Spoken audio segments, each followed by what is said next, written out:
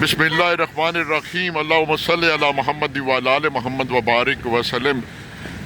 Electric بسوں نے بہار بنا دی، خوشیوں کی ایک لہر لوگوں کے لیے مہیا کر دی، ماؤں بہنوں بچیوں کے لیے، اسٹوڈنٹس کے لیے۔ لیکن عوام سے بھی اپیل ہے، دیکھیں ہر 10 منٹ کے بعد بس چل رہی ہے یہاں سے، اور اسٹوڈنٹس کے لیے فری ہے، اولڈ ایج لوگوں کے لیے فری ہے، خوبصورت طریقہ کار، لوگ یہاں پر خوار ہوتے تھے سوزوکیوں کے چکر میں۔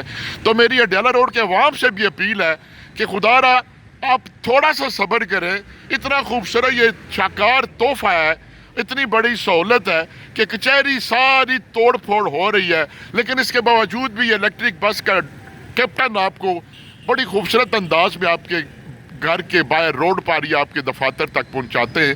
تو اللہ کا واسطہ ہے آپ بھی صبر کا دامن تھامیں اور ان پر پریشر مت ڈالا کریں، چونکہ ان کو وہاں پر پھر پریشانی ہوتی ہے کہ وہ کہتے ہیں جی آپ گاڑی اوور لوڈ کر کے کیوں لائیں۔ تو آپ 10 منٹ 5 منٹ ویٹ کر لیں۔ اس کے پیچھے یہ دیکھیں گاڑی یہ تیار ہے، اس سے پہلے گاڑی نکل چکی ہے اور وہ اس پیچھے ایک تیار کھڑی ہے۔